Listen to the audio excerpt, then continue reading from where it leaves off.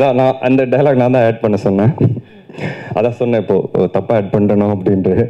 But என்னென்னா sir, part 2ங்கிறது இன்னைக்கு நானே 2 படம் பண்ண போகிறேன். பார்ட் 2 ஃப்யூச்சரில் உங்களுக்கு அனௌன்ஸ்மெண்ட் வரும். பார்ட் 2 வந்து ஒரு ரீகலெக்ஷன் வேல்யூ நல்லாயிருக்கு sir. As a producer and as an actor, இன்னைக்கு இருக்கிற ஆடியன்ஸை வந்து நம்ம தியேட்டருக்கு கொண்டு வரணும் அப்படின்னா அவங்களுக்கு ரீகலெக்ஷன் வேல்யூ தேவைப்படுது. இல்லைனா 4 வாரத்தில் ஓடிடியில் வந்துடும், நாங்கள் ஓடிடியில் பார்த்துக்குறோம் ஒரு மூடில் இருக்கிறாங்க. அப்போது அந்த ரீகலெக்ஷன் வேல்யூக்காக அந்த சேம் டைட்டில்ஸோட போகும்போது அவங்களோட எதிர்பார்ப்பு இன்னும் கொஞ்சம் கூடுது. அண்ட் அது சம்டைம்ஸ் அந்த பக்கமும் போகுது. எல்லா படங்களும் இல்லை, சில படங்கள் ஓடி இருக்கு. பட் நம்ம கொஞ்சம் கேர்ஃபுல்லாக பண்ணணும். ஃபஸ்ட்டு விஷயம் என்னென்னா, அந்த டைட்டிலுக்காக நம்ம கதை பண்ணக்கூடாது. கதை பண்ணிவிட்டு அந்த டைட்டிலை வச்சுக்கணும். இதுதான் சார் விஷயம். அந்த விதத்தில் இவர் வந்து ஆல்ரெடி கதை பண்ணியிருந்தார்.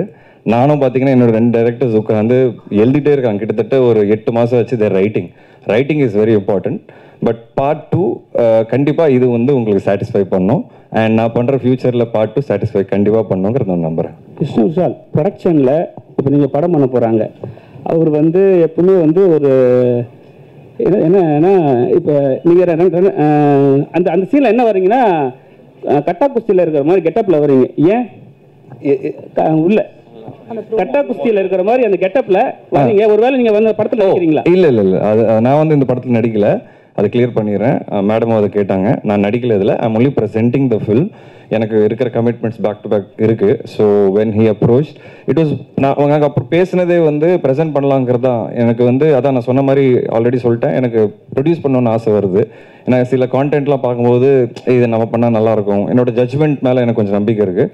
ஸோ நான் துரை கிட்ட சொல்லும்போது இந்த மாதிரி படங்கள் பார்த்துட்டே இருங்க துரை, எது வந்து நல்லாயிருக்கும் நான் பண்ணுறேன் அப்படின்ட்டு. ஸோ நாங்கள் நிறைய கதைகள் கேட்குறோம். சில படங்கள் முடிச்சுட்டு கூட பார்த்துட்டு இருக்கிறேன் இப்போது ப்ரெசென்ட் பண்ணுறதுக்காக ஷூட் பண்ணி. இது வந்து கதை ரீதியாகவே எனக்கு வந்து அந்த படம் பார்த்து ரொம்ப பிடிச்சது. ஸோ நான் துரை கிட்ட சொல்லும்போது துரை சொன்னா எனக்கு தெரிஞ்ச டைரக்டர் தான், ரொம்ப நாள் தெரியும், நான் பேசுகிறேன்னு பேசும்போது அப்படி தான் இது ஆச்சு. நான் இதில் நடிக்கிறதுக்கு ஐடியா இல்லை எனக்கு. பட் விக்னேஷோட படம் பண்ணணும் எனக்கு ஒரு ஆசை வந்துருச்சு. அண்ட் அது நாங்கள் டிஸ்கஸும் பண்ணிகிட்டு இருக்கிறோம். நான் சொன்ன மாதிரி நான் அவரோட நடிக்கும்போது எனக்கு ரொம்ப கம்ஃபர்டபுளாக இருந்தது. ஒரு சின்ன கட்ஸ் இருக்குது அவர்கிட்ட. அவர் ஒரு ஐடியா லைனாக சொல்லியிருக்கிறாரு, ஃபியூச்சரில் வி வாண்ட் டு கொலாபரேட் அப்படிங்கிறது ஒரு தாட் ப்ராசஸில் தான் நான் இருக்கிறேன். எல்லாரும் டேரக்டர்கிட்டையும் நீங்கள் கதை கேட்கும்போது இப்படி தான் கேட்பீங்களா? இல்லை, அப்படிலாம் இல்லை சார், இப்படிலாம் கேட்க மாட்டேன். நான் ரொம்ப பொறுமையாக உட்காந்து ரொம்ப டைம் எடுத்து ஆஃபீஸில் we spend hours and hours for script narration. Sometimes இல்லை அது வந்து ப்ரொடியூசர், அவர் தான் ப்ரொடியூசர், நான் ப்ரெசென்ட் மட்டும் தான் பண்ணுறேன். ஸோ அதனால் மிரட்டேன், அதெல்லாம் பிரச்சனை கிடையாது. டைரக்டர் சொல்லுங்க, நான் எப்படி இருக்கீங்க? நல்லா இருக்கு. ஆர்ட் ஸ்பாட் முக்கியமாக எனக்கு ரொம்ப பிடிச்சது தக்காளி சட்னி தான், பயங்கரமாக இருந்தது. தேங்க்யூ. இதில் எந்த வெரைட்டியான சட்னி வரும் அது நீங்கள் பாருங்களேன், இப்போவே சொல்லிட்டேன்னா ரிவீல் ஆயிரும். ஆனால் அதான் நீங்கள் 1ல் உங்களுக்கு என்ன மாதிரி எலிமெண்ட்ஸ்லாம் இருந்ததோ அதே மாதிரி எலிமெண்ட்ஸ் இதுலேயும் இருக்கும். ஒவ்வொரு கதையும் ஒவ்வொரு விஷயத்தை பற்றி பேசும். ஒன்று ஜாலியாக இருக்கும், ஒன்று சீரியஸாக இருக்கும், ஒன்று யோசிக்க வைக்கிற மாதிரி இருக்கும். அந்த ஜோனில் இருக்கும்ண்ணா. இதில் இன்னொரு ஆஸ்பெக்டும் டச் பண்ணியிருக்காரு சார். இப்போது ஃபர்ஸ்ட் பார்ட்டில் பார்த்தீங்கன்னா நிறைய ஃபெமினிசம் சம்மந்தமான விஷயங்கள் இருக்கும். இதில் அதர் சைட் லைட்டாக டச் பண்ணியிருக்காருன்னு நான் சொல்லுவேன். நான் கேட்கும்போது எனக்கு அந்த அதர் சைட் தெரிஞ்சது. இதில் பரவாயில்ல. விஷ்ணு விஷால் சாரோட ப்ரொடக்ஷனில் உங்களுக்கு வந்து மேடையில் ஆடியோ லான்ச் நம்ம ஆர்ட் ஸ்பாட்டில் ஒரு செக் வந்துருச்சு. ஃபர்ஸ்ட் நைட்டில் ஒரு கதையும் ரெடி ஆயிடுச்சு, ஒரு படம் வந்துருச்சு. ஃபர்ஸ்ட் நைட் நடந்ததா இல்லையா? ஃபர்ஸ்ட் நைட் நடந்ததா இல்லையாவா? இது படத்தில் பதில் சொல்கிறேண்ணா. 2ல் ஃபர்ஸ்ட் பார்ட்டில் நீங்கள் படம் போது சொன்னீங்க படம் நல்லா இல்லைன்னா செருப்பால் அடிங்கன்ட்டு, சரிங்களா? அவர் கையோட செருப்பு வந்துட்டாரு. நெக்ஸ்ட் நடந்தா என்னவா இருக்கும்? அடிச்சிருவார் அந்த செருப்பால. அதான் செருப்பை காட்டுறாருல. இல்லை, நான் அடிக்கிறது தாண்டி இன்னைக்கு மக்கள் அடிக்கிறது ரெடியாக இருக்காங்க. படம் நல்லா இல்லைண்ணா, அதனால அதுதான் நான் டைலாகாக சொல்கிறேன். மக்கள் செருப்பால் அடிச்சுக்கூடாது, மட்டும் மைண்டில் வச்சு படம் பண்ணுங்க. எல்லாரும் அப்படி தான் பண்ண வேண்டியதாக இருக்குது இன்னைக்கு. அது பண்ணாதான் நல்ல படம் பண்ண முடியுது. விஷ்ணு ஹியர். சொல்லுங்க சார். புரியல சார். யூனிவர்ஸ்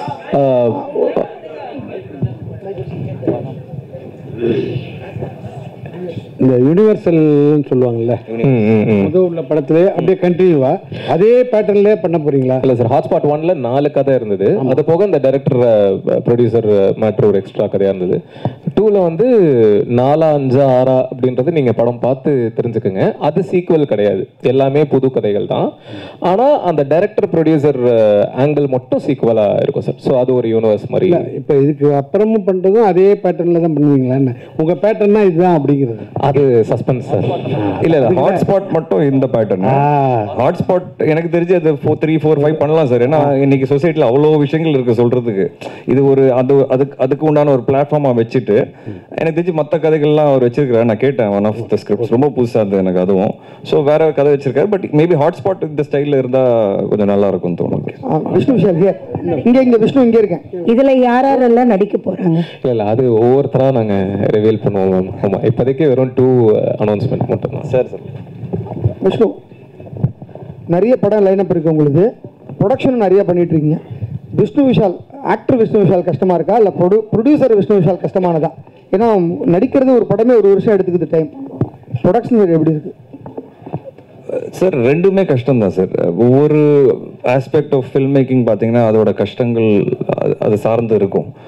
அண்ட் ரெண்டுமே சேரும்போது அதோட பேர்டன் இன்னும் கொஞ்சம் ஜாஸ்தி. பட் இப்போ நீங்கள் பார்த்தீங்கன்னா சார், 2 வருஷமாக நான் வெளியே ப்ரொடக்ஷனில் பண்ணும்போது எனக்கு 2 வருஷம் ஆயிடுச்சு. ஆனால் நான் சொந்தமாக ப்ரொடியூஸ் பண்ணும்போது ஒரே வருஷத்தில் 2 படம் கொண்டு வந்தேன். FIR, கட்டா குஸ்தி ரெண்டுமே எனக்கு ஒரே வருஷத்தில் வரும்போது I was very happy. So இந்த டிலே வந்து அதை அவாய்ட் பண்ணி நம்ம சில விஷயங்கள் நம்ம நினைக்கிற விஷயங்கள் நம்மளே பண்ணிடலாங்கிறது அது ஒரு ப்ரொடக்ஷனில் எனக்கு கிடைக்கிற ஃப்ரீடம். அந்த ஃப்ரீடம் வந்து எனக்கு இருக்கும்போது I think I can do better ஜாப்ன்றது எனக்கு தோணுது. தட் இஸ் வை இதுக்கப்புறம் ப்ரொடக்ஷன் வந்து ஃபுல் ஃப்ளெஜாக பண்ணலாங்கிறது நான் முடிவு பண்ணியிருக்கேன். அதனால ப்ரொடக்ஷன் டீம் எக்ஸ்பேண்ட் பண்ணேன். ஏன்னா ப்ரொடக்ஷனுங்கிறது வெறும் நான் ஒருத்தரை மட்டும் பண்ண முடியாது. அதுக்கு ஒரு பக்கா டீம் வேணும் சார். ஒரு 20 இன்னைக்கு பார்த்தீங்கன்னா ஒரு 30 பேர் ஒர்க் பண்ணுறாங்க என் கூட. அப்போதான் ஒரு 3-4 ப்ராஜெக்ட் சைமல்டேனியஸாக நம்மளால பண்ண முடியும். ஸோ 2 கஷ்டங்கள், ரெண்டுத்துலேயும் கஷ்டம் இருக்குது. அதுக்கு உண்டான பெனிஃபிட்டும் இருக்குது, அதுக்கு உண்டான லாஸும் இருக்கு. So but I am enjoying this role of being producer and hero sir. Here actually உங்கள் கட்டா குஸ்தியும் சரி ஹாட்ஸ்பாட்டும் சரி கொஞ்சம் சைலண்ட்டாகவே வந்து ஃபெமினிசம் நல்லாவே பேசிச்சு. ஈவன் ஹாட்ஸ்பாட் வந்து நிறைய டிஸ்கஷன்ஸை வந்து ஸ்டார்ட் பண்ணி வச்சுச்சு. ஆனால் இங்கே 2 விதமான ஆடியன்ஸ் இருக்காங்க. ஒன்று ஃபெமினிசம் பேசினா அப்ளாஸ் அண்ட் அப்ரிஷியேஷன் வர கேங். இன்னொரு கேங்கு டோட்டலாகவே வந்து ஃபெமினிசம் பேசாதீங்க, பேசுனா எதிர்ப்போம், அதை விட முக்கியமாக எல்லாரும் நல்லா தானே இருக்காங்க பெண்கள், என்ன ஏன் பேசிக்கிட்டே இருக்கீங்க ஃபெமினிசம் அப்படிங்கிற மாதிரியும் ஒரு குற்றச்சாட்டு இருக்குது. ஈவன் ஹாட்ஸ்பாட்டை பற்றி நாங்கள் பேசும்போதே எங்கள் சைடில் ஒரு 2 பிரிவாக தான் பேசணும். ஒரு செட் வந்து ஃபெமினிசம் பேசாத, நல்லா தானே இருக்கீங்க, சுதந்திரமாக தானே இருக்கீங்கன்னு வந்துச்சு. ஸோ இப்போ ஹாட்ஸ்பாட் 2 நீங்கள் கொண்டு வந்துட்டீங்க. நீங்கள் இந்த மாதிரியான நெகட்டிவ் அல்லது எதிர்மறை ஃபெமினிசம் பேசாதீங்கிற மாதிரியான கருத்துக்களை சந்திச்சிங்களா 2 பேருமே? ஏன்னா அவரும் வந்து கட்டா குஸ்தியில் ஃபெமினிசம் பேசியிருப்பாரு. ஓகே, இப்போ நீங்க சொன்னீங்கல்ல 2 விதமான இது இருக்காங்க செக்ஷன். அது வந்து நீங்க பிரஸ் மீடியால சொல்றீங்களா இல்ல ஆடியன்ஸ் மத்தியில சொல்றீங்க? ரெண்டு இடத்துல இருக்காங்க. அதாவது நான் வந்து என்னோட பாயிண்ட் ஆஃப் வியூல பேசுறேன். என்னோட ஃப்ரெண்ட் சர்க்கிள்லயும் இருக்காங்க, ஈவன் மீடியா சைட்லயுமே பேசுனாங்க. ஸோ இதை நான் கேட்க, உங்களுக்கு அந்த மாதிரியான வந்துச்சா? நீங்க அதை எப்படி ஹேண்டில் பண்ண போறீங்க? ஒரு விஷயத்தோட போது அதோட ப்ளஸ் இருக்கு, மைனஸ் இருக்கு. பேலன்ஸ் எப்போ வரும் அப்படின்னா, இன்னொரு விஷயத்த எக்ஸ்ட்ரீம் பண்ணாதான் அதுக்கப்புறம் அது பேலன்ஸில் வந்து நிற்கும். எனக்கு தெரிஞ்சு இப்போ அந்த extreme situation we have to keep talking about it, we have to keep showing it. அது சில பேருக்கு போய் அடிக்கிற மாதிரி தான் இருக்கும். ஆனால் அதை தொடர்ந்து பண்ணும்போது தான் ஒரு ஸ்டேஜுக்கு அப்புறம் பேலன்ஸ்னு ஒன்று வரும்.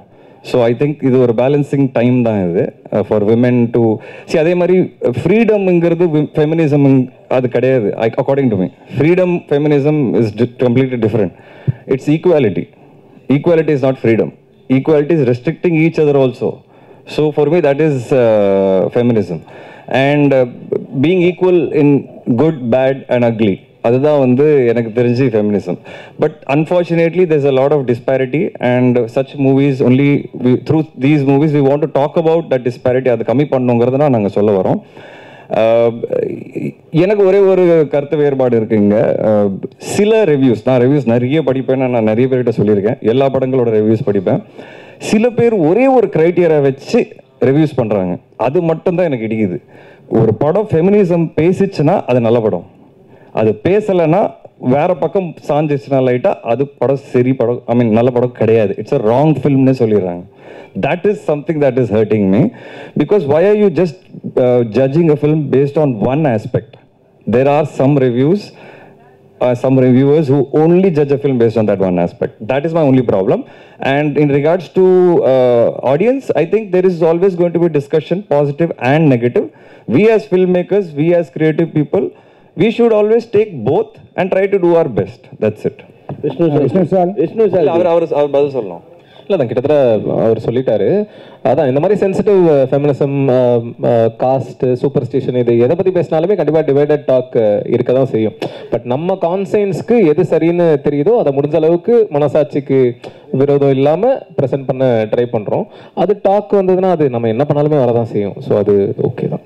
விஷ்ணுசால்ஜி சார், நீங்கள் வந்து விக்னேஷ் கார்த்திக்கு மட்டும்தான் கதவை திறந்து வச்சிருக்கீங்களா, இல்லை புதுசாக வரக்கூடிய டைரக்டர்ஸ்க்கு திறக்கிறீங்களா? எல்லாருக்கும் சார், அந்த மாதிரி கூட எல்லாருக்கும் சார், எல்லாருக்கும் கண்டிப்பாக வந்து we are looking forward to produce more films.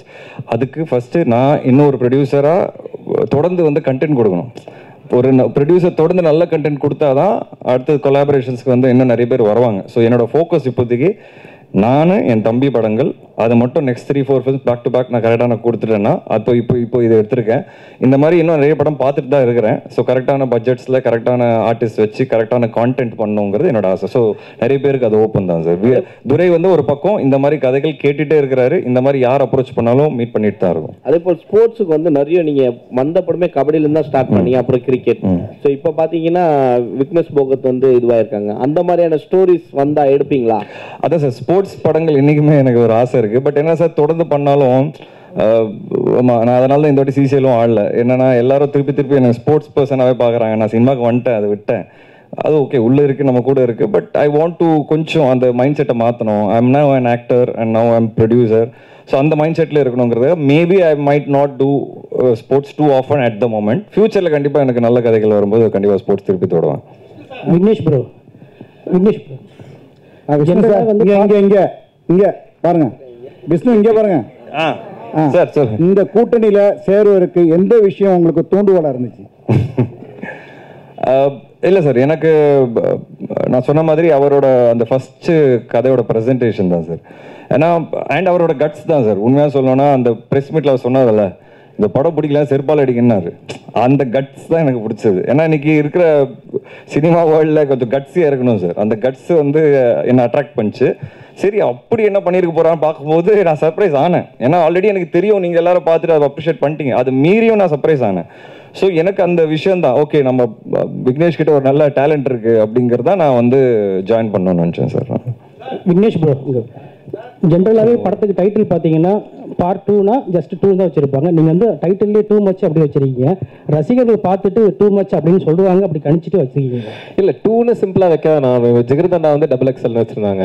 So அந்த மாதிரி இப்போ வெறும்னா 2ன்னு வைக்காம இன்ட்ரெஸ்டிங்காக என்ன வைக்கலாம் அப்படின்ற தாட்ஸ் வந்துட்டு இருந்தது. இல்லை, நீங்கள் ஆல்ரெடி ஸ்கிரிப்ட் பண்ணிட்டீங்க இல்லையா? ஸோ இட்ஸ் டூ மச்சாக இருக்குமோ அப்படிங்கிற ஃபீல் பண்ணி வச்சிருக்கீங்க. 2 மச்சாக இருக்கும் தான் நினைக்கிறேன். அது நீங்கள் பார்த்துட்டு 3 மச்சாக இருக்கா 4 மச்சாக இருக்கான்னு நீங்கள் போன வாட்டி அவ்வளோவா இருக்காதுன்னு நினச்சாரு. ரொம்ப டூ மச் ஆயிடுச்சு.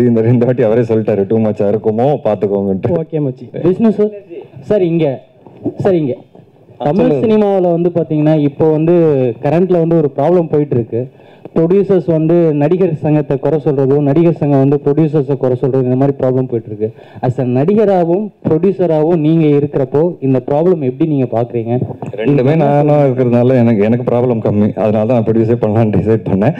But sir, on a positive note என்னன்னா sir, cinema is going through சேஞ்சுங்கிறது கான்ஸ்டன்ட். இப்போ நான் வர்ற டைமில் பார்த்தீங்கன்னா எனக்கு தெரிஞ்சு என்னோடய ஃபஸ்ட்டு படம் மட்டும்தான் சார் நான் ரீலில் பண்ணேன். அந்த ரீல் ஓடும்போது அந்த ஒரு 48 ஃப்ரேம்ஸ் ஓடும்போது ஒரு சவுண்ட் வரும் சார். அந்த pressure as an actor first படத்துலேயே நான் ஃபேஸ் பண்ணியிருக்கேன். அதோட அந்த எராவே முடிஞ்சிருச்சு. செகண்ட் ஃபிலிம்லேருந்து நான் டிஜிட்டலுக்கு மாறினேன். நம்ம டிஜிட்டல் ஃபில்ம் மேக்கிங்காக மாறிடுச்சு. நானும் டிஜிட்டல் படங்கள், டிஜிட்டல் கேமரா தான் நடிக்க ஆரம்பித்தேன். அந்த சேஞ்சை வந்து we had to accept in terms of film making. ஏன்னா ஃபில்ம் மேக்கிங் மாறிடுச்சாங்க. இப்போ ஒரு டைரக்டர் வந்து ஒரு இடத்துல ஒரு டேக் தான் போவார்னா இப்போ வந்து வேறு ஆங்கிளில் அதே விஷயம் எடுக்கிறாங்க. அது we had to adapt immediately. Luckily நான் 1 ஃபில்ம் ஓல்டு தான். ஸோ என்னால் ஈஸியாக அடாப்ட் பண்ண முடிஞ்சது. அதுக்கப்புறம் பார்த்தீங்கன்னா ஷார்ட் ஃபில்ம் மேக்கர்ஸோட வேவ் வந்தது. இந்த ஷார்ட் ஃபில்ம் மேக்கர்ஸோட வேவ் வரும்போது எந்த டைரக்டரும் எந்த அசிஸ்டண்ட்டாக ஒர்க் பண்ணணுன்னு அவசியமே கிடையாதுங்கிற ஒரு விஷயம் வந்தது. அப்போது ஒரு வேவ் வரும்போது பார்த்தீங்கன்னா again I had to adapt. திடீர்னு பார்த்தீங்கன்னா என் லெவலோட படங்கள் நடக்கலை. ஐதர் கம்மி பட்ஜெட்டில் நடந்தது, ஏன்னா ஷார்ட் ஃபில்ம் மேக்கர்ஸ் வந்துட்டாங்க, ஆர் பெரிய லெவலில் நடந்தது. அப்போ திருப்பி வந்து நான் ஃபைண்ட் அவுட் பண்ணி அந்த ஸ்மால் பட்ஜெட்குள்ளே போனேன். முண்டாசுப்பட்டி, இன்டர்நெட் ஆலை, திருப்பி பார்த்தீங்கன்னா அதை அடாப்ட் பண்ணேன்.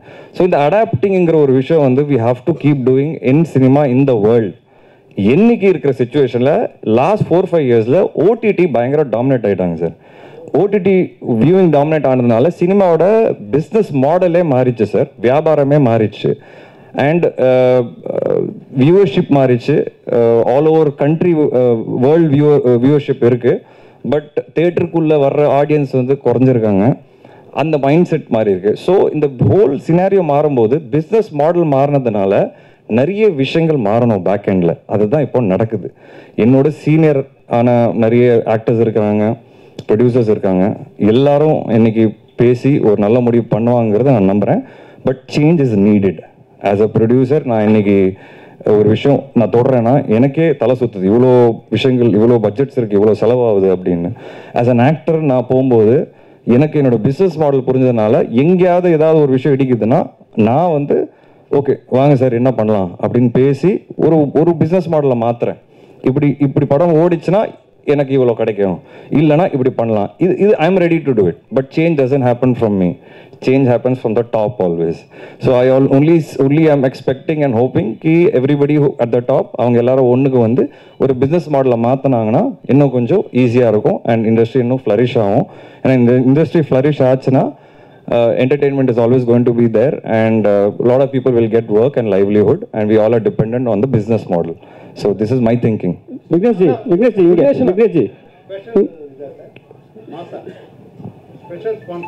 மாசாவா? இல்லை சார், நான் மாஸ் படங்கள் பண்ணுறதில்ல. மாசா வச்சாச்சும் மாசா பண்ணுவோம் அப்படிங்கிறது தான் நான் பண்ணேன். அவ்வளோதான். ஆமாம் சார், அவர் ரொம்ப நேரம்